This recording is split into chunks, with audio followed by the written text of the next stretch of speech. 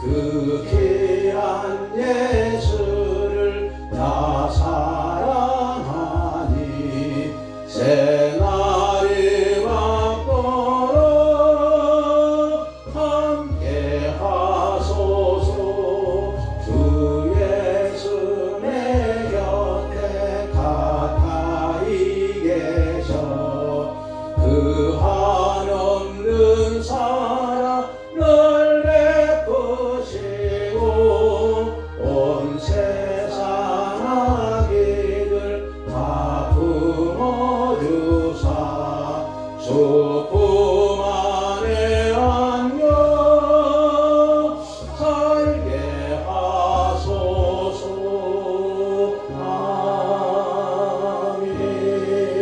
아멘. 우리 옆 사람하고 인사합시다. 어떻게 인사할 거 아시죠? 메리 크리스마스. 행복한 성탄절 됩시다. 어이구야, 메리 크리스마스 진짜네. 오늘 말씀은 하늘의 미리 되자 이런 주제로 말씀을 드립니다. 목사님께 생뚱맞게 성탄절 설교 않고 엉뚱한 설교를 하시네 이렇게 오해하시는 분도 있습니다. 이제 제가 성탄절 설교를 금년에 지난주에 했었고 어젯밤에도 했습니다. 지난주에는 동방박수들의 경배, 하나만 파르티아 제국에서 동방박사들이 와서 아기 예수께 경배했지요. 그들이 그까지 온 이유는 뭘까? 괜히 왔을까요? 그들은 벌써 이미 성경을 알았던 사람들이 누구 때문에? 다니엘과 그의 세 친구들 때문이라고 말씀드렸지요. 이미 다니엘과 그의 세 친구 사드락 메삭 아벳느고가 그 바벨론 제국에 포로로 끌려가고 바벨론 제국이 망하니까 페르시아 되고 페르시아의 그 후손들이 파르티아 제국을 세웁니다. 그때에 그들이 성경을 알기 때문에 그 성경을 믿고 그대로 별을 보고 그 머나먼 길을 오게 되는 거예요. 지금처럼 뭐 교통이 좋습니까? 스마트폰이 있습니까? 그냥 낙타를 타가지고 왔을 때 몇 사람이 왔지요? 세 사람? 틀린 거예요. 몇 사람이 언제인지 몰라요. 그렇지요. 하여튼 그 세 사람이 예물을 드렸는데 세 사람만 드리지 모르지만 하여튼 그 머나먼 길을 찾아오기 위해서는 스텝이 많이 필요할 거예요. 적어도 30명 내지 50명이 필요한 거예요. 그런 정도로 우리가 주님께 경배하는 마음을 갖자고 하는 이야기를 드렸습니다. 어젯밤에는 의로운 요셉에 대해서 이야기했죠. 의가 뭐냐 과연? 의로운 요셉이 자기의 정원한 여인, 우리나라 말로 약혼한 여인이에요. 그 당시에 이스라엘 백성들은 정혼하면 이미 법적으로 부부의 관계예요. 그런데 합방은 아니에요. 그런데 갑작스럽게 마리아가 임신했다는 소식을 들어가지고 이렇게 저렇게 알아보니까 확실하거든요. 야, 이거 어떻게 할까 말이야. 내가 저 여인을 데려올까 말까. 아니면 나팔 불면 마리아는 그 당시 율법으로는 돌로 쳐 죽음을 당해요. 그런 상황에서 요셉이 이미 하나님이 그를 준비시킨 그 계시의 수납자로 준비시켜서 그것을 지혜롭게 넘기고 오히려 마리아를 그대로 데려와서 죽을 뻔했던 마리아가, 죽을 뻔했던 아기 예수님이 의로운 요셉으로 말미암아 이 땅에 탄생하시고 그분이 바로 누구시냐? 따라합시다. 그분이 하나님이시다. 그분이 하나님으로 하나님이 오신 거예요. 누구의 몸을 빌려서? 마리아의 몸을 빌려서 오신 거예요. 그러므로 성탄절은요, 안 믿는 사람도 좋아하더라고. 의미도 잘 모르면서. 근데 우리도 의미가 확실히 알아요. 오늘 그 말씀이 본문의 내용이 쭉 있습니다. 하늘의 밀이 되자고 하는 이야기로 말씀을 드려옵니다. 요한복음 1장 14절 말씀 보겠습니다. 여러분 인생을 봅시다. 말씀이 육신되 우리 가운데 거하심에 우리가 그 영광을 보니 아버지의 독생자 영광의 은혜와 진리가 충만하더라. 이 말씀은 신학적인 용어로 성육식이라 이렇게 말합니다. 또는 인카네이션이라고도 말합니다. 바로 여기서 말씀이 육신이 됐다는 말을 여러분이 어떻게 믿어질까요? 말씀이 지금 제가 하는 말이 사람의 몸으로 변했다. 권사님 믿어져요? 신비 중에 신비한 일입니다. 우리의 인간의 이지는 도무지 이해가 안 되지만 하나님만은 하실 수 있는 거예요. 말씀으로 천지만물을 창조하신 하나님이시기에 그분만이 할 수 있는 말씀이 육신이 되어 우리 가운데 거하심에 우리가 그의 영광을 보니 아버지의 독생 영광의 은혜와 진리가 충만하더라. 이 성육신 사건 너무나도 신비한 영역이거든. 그 다음에 삼위일체 사건도 마찬가지입니다. 인간은 이해가 안 됩니다. 빌립보서 2장 6절과 7절, 8절 말씀을 우리 김장로님께서 한번 읽어주시면 고맙겠습니다. 그는 근본 하나님의 본체시나 하나님과 동등됨을 취할 것으로 여기지 아니하시고 오히려 자기를 비워 종의 형체를 가지사 사람들과 같이 계셨고 나갑니다. 8절까지. 예, 사람의 모양으로 나타나사 자기를 낮추시고 죽기까지 복종하셨으니 곧 십자가에 죽으십니다. 아멘. 우리가 너무나 많이 아시는 말씀이지. 여기에 그는 누구냐면 예수 그리스도는 근본 하나님의 본체시나 이 말이 뭘까요? 컴퓨터 본체를 의미하는 것이 아니에요. 이 말씀은 하나님의 본질을 내적으로 소유하신 분이라는 거예요. 창조주 하나님이 피조물 되는 것은 설명이 어렵고 너무나 신비한 영역이고 아까 말씀드린 이 거하다는 이 동사는 성막을 펴거나 천막을 치고 지내는 동작을 나타냅니다. 그래서 문자적으로 번역한 말씀이 육신이 되 우리 가운데 그의 성막을 치시다 됩니다. 놀랍게도 이제 예수님 아예 육신이 되어서 이 세상에 성막을 치시고 우리와 함께 사시는 거예요. 그래서 성막의 의미는 임마누엘입니다. 여러분 혹시 임마누엘 뜻을 아시는 분? 너무너무 많이 듣는 말씀인데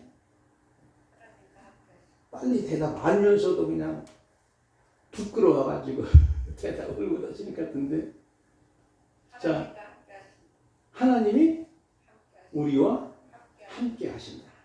하나님이 함께 하십니다. 여러분 믿어집니까? 하나님이 저와 여러분과 함께 계시는 것이 성탄절의 사건이에요. 임마누엘이다. 보라 처녀가 잉태 아들을 낳으니 그 이름을 임마누엘 하리라. 번역한즉 하나님 우리와 함께 계시다 이렇게 말씀하십니다.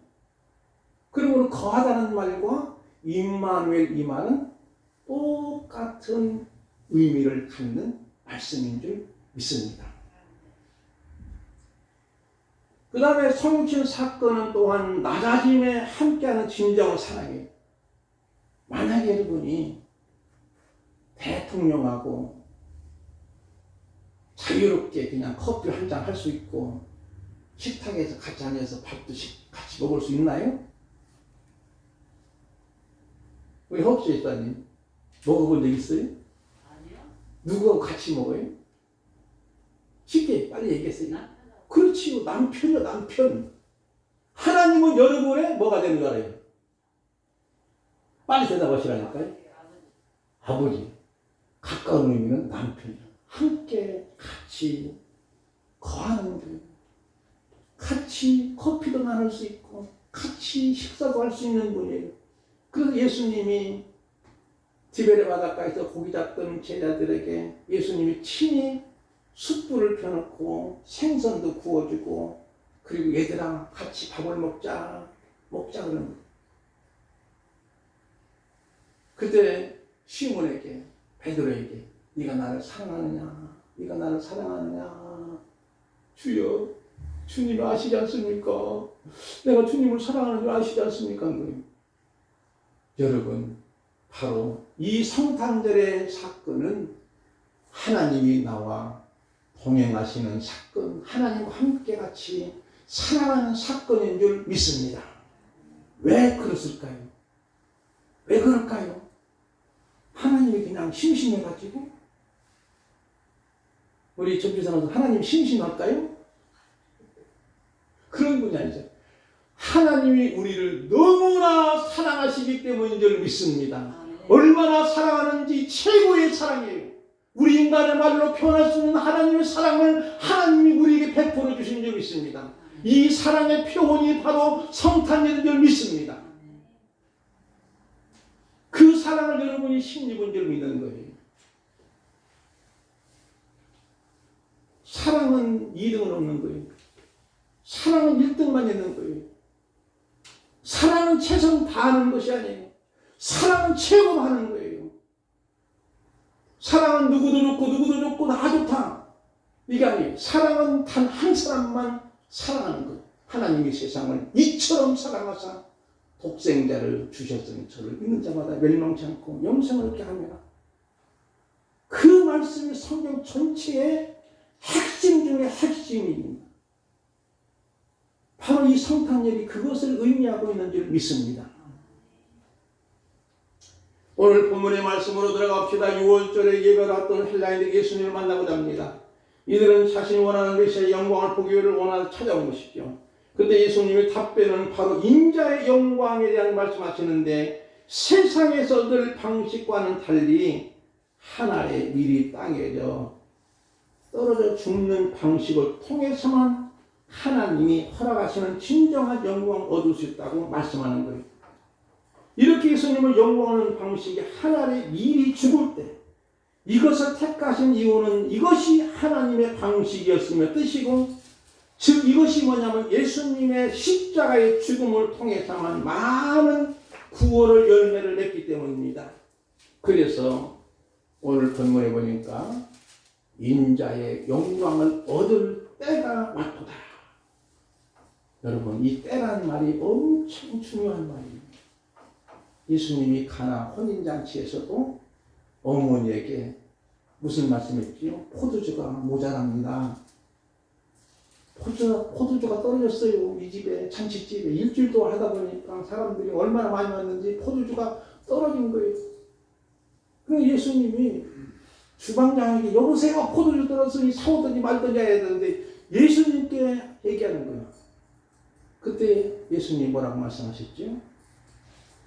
어머니 그런 말 안 했어요. 여자예요. 나와 무슨 상관이 있나니까. 내 때가 아직 이르지 아니한다이다 그랬어요. 예수님의 때는 뭘까요?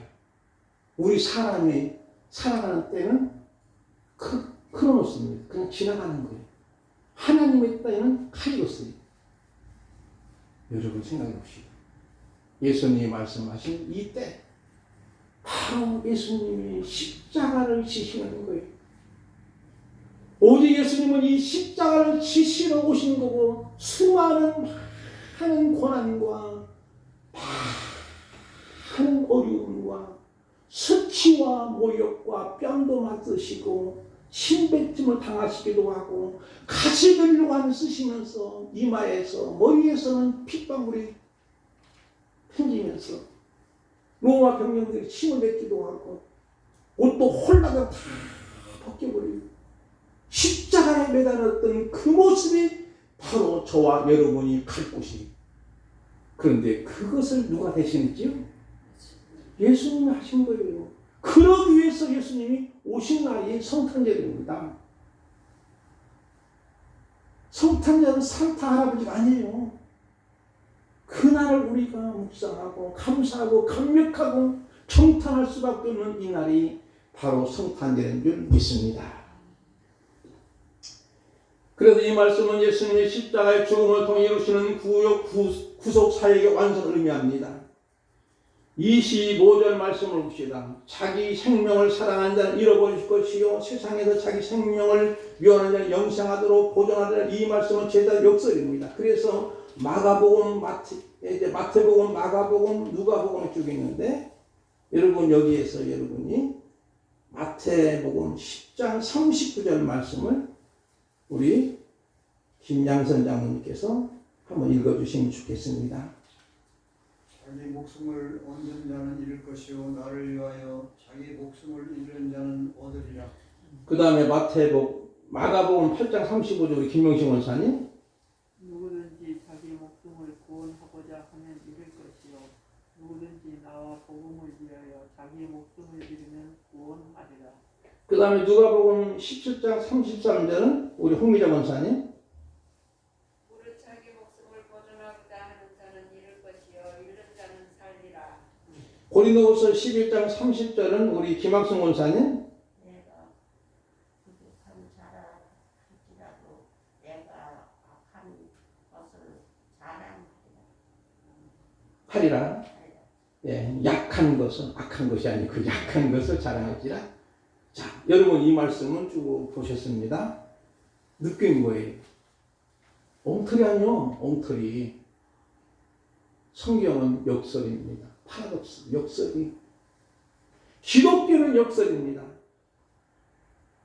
그래서 고린도후서 12장 9절 말씀 보면은 거기에 10절까지는 한번 우리 홍성희 집사님 읽어주시기 바랍니다.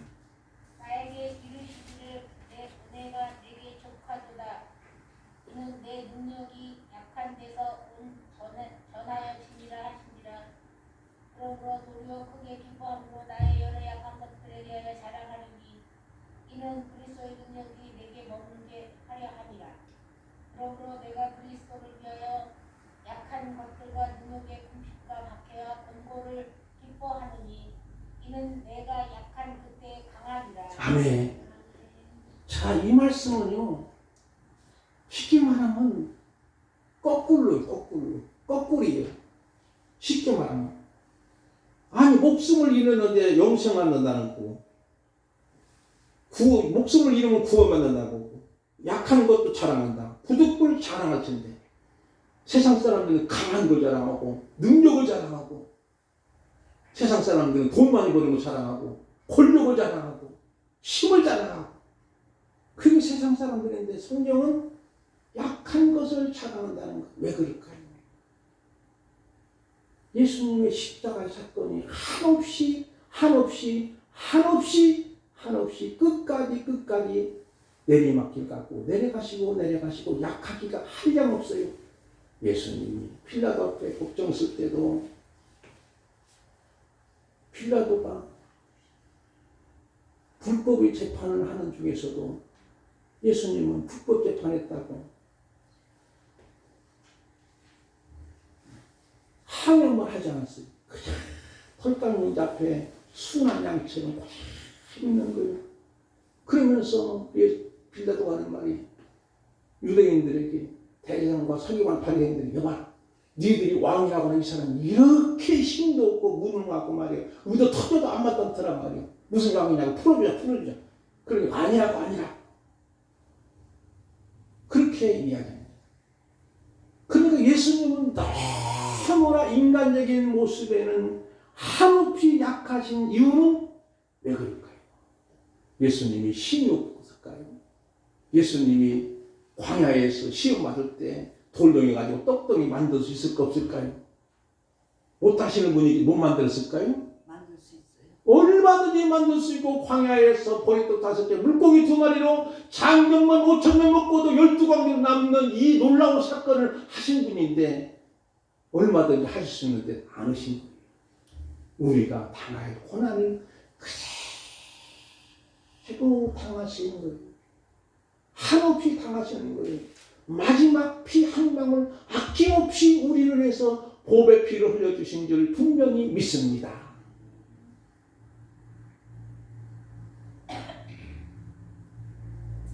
하나님은 약한 자를 택하여 강한 자를 부끄럽게 하시고 가난한 자를 택해서 부한 자들을 부끄럽게 하시고 멸한 자를 택하여 지혜 있는 자를 부끄럽게 하시는 줄 믿습니다.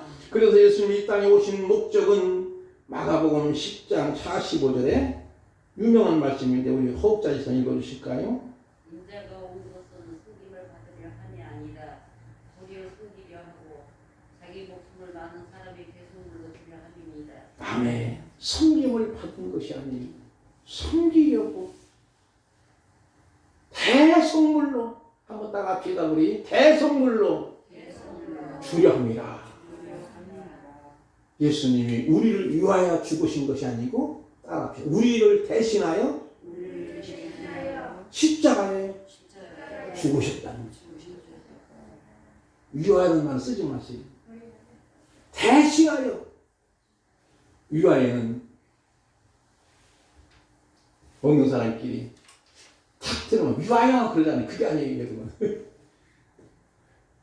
저는 그런 거 한 번도 못 해봤어요. 왜냐하면 어린 시절부터 교회 나가니까 친구하고도 술 한 잔 못 먹었어요. 그래서 유아에는 못했어요. 그거 어떨 때는 TV 보면서 좀 하고도 싶은 마음 생기더라고요. 괜시리. 그런데 예수님은 우리를 위하여 돌아가신 것이 아니에요.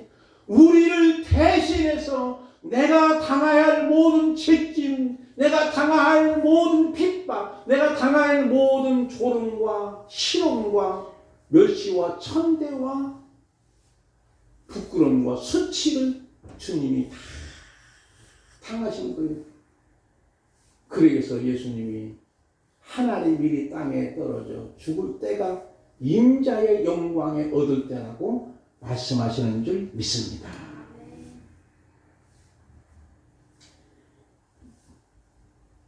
로마서 6장 8절 말씀 봅시다. 만약 우리가 그래도 함께 죽었으면 또한 그와 함께 살 줄 아는 믿느니 이는 그래도 그래서 죽은 자 가운데 살아나시니 다시 죽지 아니하리라. 사랑이 다시 그를 주장하지 못할 것이라. 고린도전서 15장 30 성경들아 내가 그래도 예수 주 안에서 가진 바 너희에 대한 나의 자랑을 두고 항상 나는 날마다 죽는다. 누가 그랬지? 바울 사도가. 그때는요 바울이 정말 주님의 영광을 위해서 목숨을 걸고 일했는데 그의 모든 나쁜 것들이 잘못된 것들이 날마다 죽기를 원하는 거예요. 그러므로 우리가 무엇이 죽어야 하고 그 죽음으로써 하나님의 영광을 볼 수 있을까요? 여러분 무슨 일에 영광하는 거예요? 분노하십니까? 흥분하십니까? 어떤 일에 일시적이죠. 다 가져일 뿐이죠. 그러나 진짜 일은 하나님께서 진행하신 일에 동참하는 거예요. 그것은 우리가 한 알이 미리 되어 땅에 떨어져 많은 열매를 맺는 것이에요. 그래서 중요한 것은 세상 사람들은요 어떻게라도 권력을 잡으려고 대통령 선거를 얼마 앞두고 서로 잘난 척하고 비방하기도 하고 그런 안타까운 모습들. 왜? 내가 대통령 되겠다는 거죠. 그럼 대통령 되신 분들이 별로 좋은 꼴을 보시지 못했어요. 다 그냥 감옥에도 가시고 이런 안타까운 모습을 없어야 되는데 앞으로도 그럴 가능성이 얼마나 더 있는 거잖아요, 여러분. 이게 세상의 원리잖아요. 그런데 기독교 원리는 그게 아니에요. 권력과 명예는 흙이라고 했습니다. 물질은 물과 같이 이것이 혼합되니까 뭐가 되죠? 흙탕물이라. 그 세상 사람이 자주 말하기를 이 권력 같은 흙탕물 싸움이라고 하지 않습니까? 아까 말씀드린 것처럼 기독교는 역설이지요. 그러므로 중요한 것은요, 내가 죽어야 됩니다. 하나의 미리 됩니다. 한번 따라합시다. 죽고 살고 살리자. 오늘 가장 핵심된 말씀입니다. 여러분이 무엇이 내가 죽어야 되는지, 자기의 고집, 자기의 아집, 엉터리 같은 교만, 자기의 어떤 인간적인 잘못된 습성, 이런 것들이 죽어지야만이 다시 보라 새것이 되었도다. 고치는 수준이 아니고 우리는 새것으로 만드시는 거예요. 고린도후서 5장 17절 말씀처럼 보라 새것이 되는 거예요. 그때만이 우리는 하나의 일로서 땅에 떨어져 죽으면 많은 열매를 맺듣기 살리는 사람이 되는 줄 믿습니다. 내가 죽어야 됩니다. 그리고 내가 다시 살아야 됩니다. 새 사람으로. 그리고 나서 다시는 우리는 살리는 사람이 돼요. 생명을 살리는 거예요. 기독교의 최대 가치는요, 생명을 살리는 가치인 줄 믿습니다. 엄청난 건물을 크게 지어서 생명을 죽이는 것이 아니고 한 생명이라도 천하보다 귀한 생명을 살리는 것이 우리의 기독교의 가치인 줄 분명히 믿습니다. 여러 가지 말씀이 있지만 시간적으로 많이 지나서 조금 줄이겠습니다. 우리가 낮아지는 것, 그리고 지금까지 제가 말씀드린 것처럼 죽고 살 때 살리는 경험을 하는 것이죠. 이 죽음은 아까 말씀드린 것처럼 생물학적인 죽음을 의미하는 것이 아니고 영적인 죽음을 의미하는 것이에요. 그래서 우리는 살리는 운동이 교회에서는 필요해요. 한 생명 천하보다 귀한 거예요. 얼마나 소중한지 몰라요. 교회에서는 어떤 힘을 자랑하기 위해서 누구를 깔고 뭉개는 것이 아니에요. 오히려 다른 사람은 자기보다 낮게 낮추는 것이 아니고 그보다 더 높이 가는 거예요. 높이 여기는 삶이 그 생명을 살리는 거예요. 그러므로 우리가 때로는 남의 게으름도 죽어야 되겠고, 욱박기는 성질도 죽어야 되겠고, 아마추어 수준의 기술도 죽어야 되겠고, 책임전가도 죽어야 되겠고, 황소고집도 죽어야 되겠고, 터무니없는 고난도 죽어야 되겠고, 참회의식도 죽어야 되겠고, 잔머리 굴리는 것도 마찬가지고, 이기심도 마찬가지고, 이것이 죽을 때 다시 나를 주님이 살리시는 줄 믿습니다.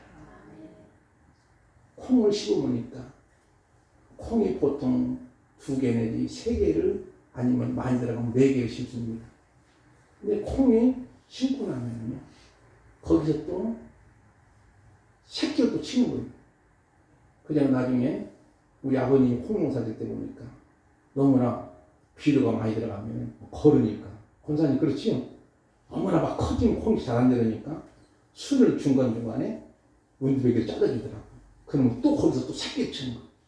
그리고 나서 콩이 엄청나게 커지는 거예요. 이렇게 커져가지고 나중에 콩이 맺어지는데 엄청 많은 한 포기에서도 많은 한 대박 이상 나오는 것 같아요. 그 정도로 많이 나오는 수확도 봤습니다. 쉽게 말하면 비록 내가 하나님의 밀입니다.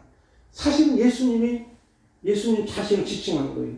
예수님 자신. 근데 오늘 우리가 또 예수님을 따라가기 위해서는 내가 하나님의 밀이 돼. 내가 먼저 죽고 내가 살고 살리는 자가 되기를 주님의 이름으로 축복을 드립니다. 왜 그럴까요? 내가 희생할까요? 바로 주님이 나를 위해서, 나의 억만 가지 죄를 위해서 이 땅에 오셔서 하나님의 밀이 되신 거예요. 그 은혜에 감사하고 감격하고 경탄할 수밖에 없는 거예요. 그런 모습을 여러분과 제가 깨닫는다면 하나님이 나를 얼마나 사랑하셨는가, 정말로 기가 막히게 하나님만이 하실 수 있는 사랑이잖아요. 보세요. 어떻게 하나님이 사람으로 오셔요?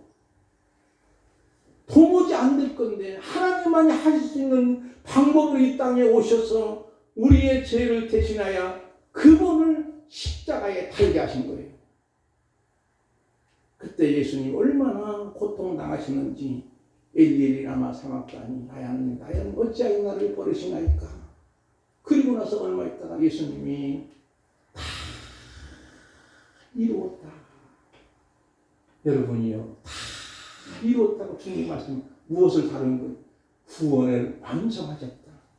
한 사람도 다 믿기만 하면 구원받도록 완성하신 분. 그 큰 은혜잖아요. 그 사랑이잖아요. 그래서 우리는 성경은 하나님의 러브 스토리, 어떤 면에서 저와 예수님과는 언제나 웨딩 스토리인 줄 믿습니다. 이런 은혜가 있어지시기를 바랍니다. 기도하겠습니다. 하나님 아버지, 성탄제를 통해서 우리가 무엇보다도 주님의 큰 사랑, 아가페의 사랑,